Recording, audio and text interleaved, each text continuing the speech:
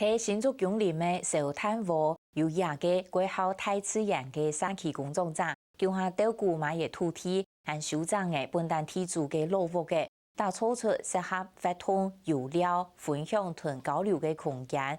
伊能请来嘅一群后生嘅，起一座60岁书房来做推广理念嘅场地。冇想到一间书房呢，因正结构唔稳，水平唔准，甚至到理想变做一只太麻烦。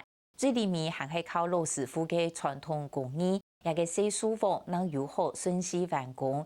老师傅也因为安尼，同一群社区工作者熟识嘅，伊嘅手艺也能有本人看到，每日呢伊上学手工家具工艺也就梦想。将下来看寿炭窝嘅木工课。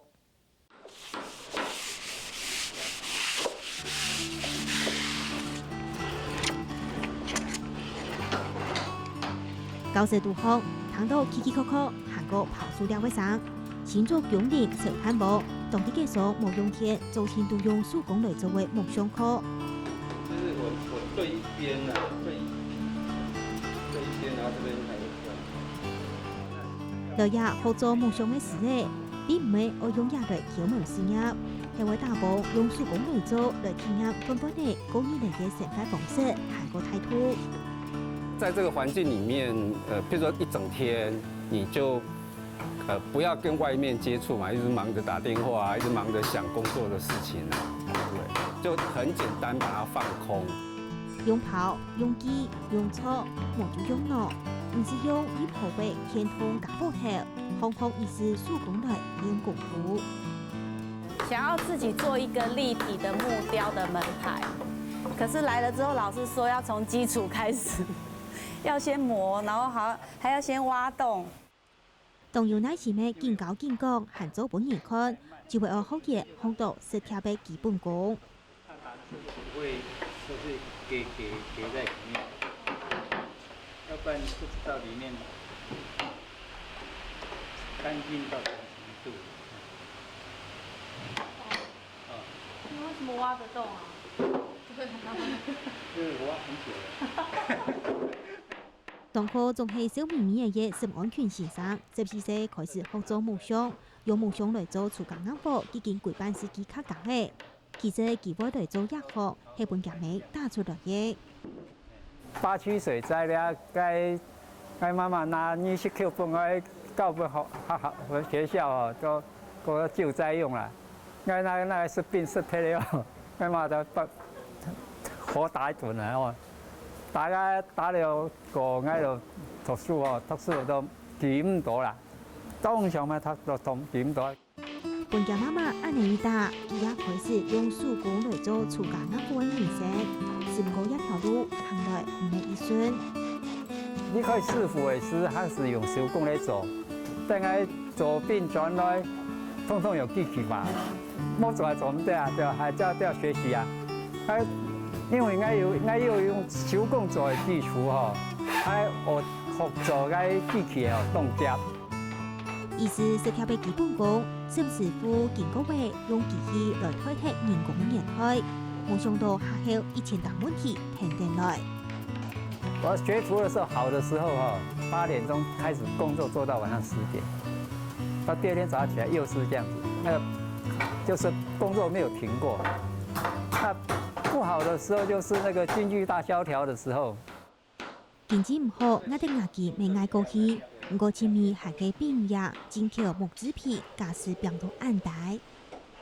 我們台灣木工師傅的股東工資一個就要600塊，那韓國他完全雕刻做好、油漆做好，全部整個做好，賣到台灣600塊，按照話工作都冇退啦。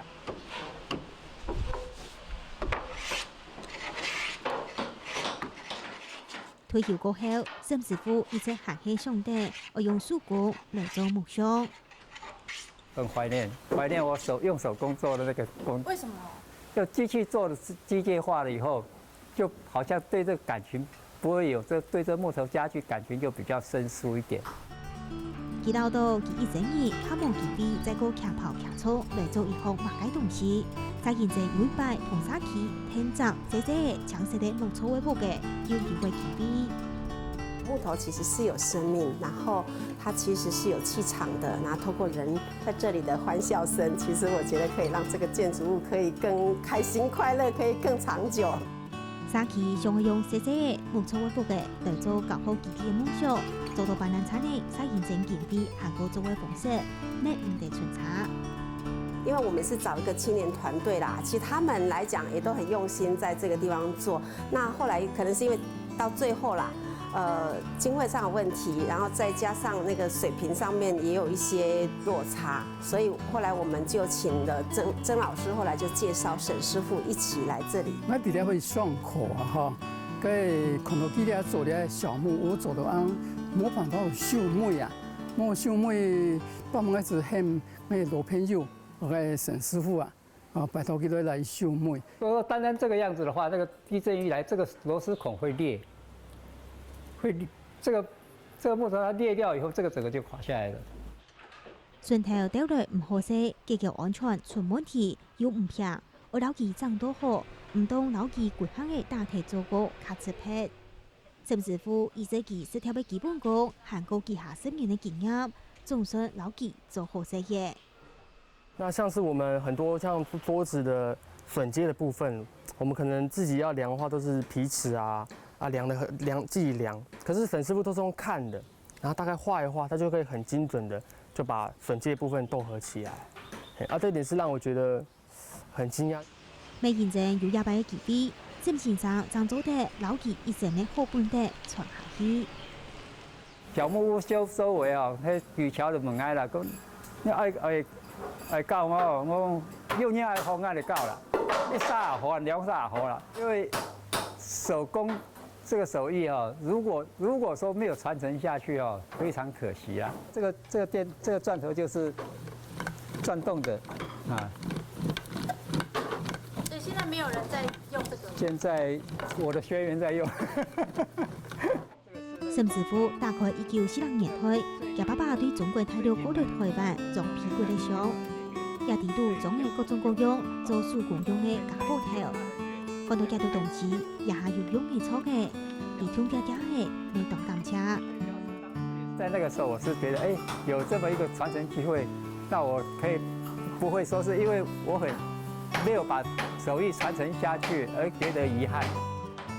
已經70歲嘅沈師傅講，也係時代廣東物界多嘅，今年在講拿到書頭知道蠻技巧，也係容易想我哋學做夢想，佢知道佢也生意當滿足嘅。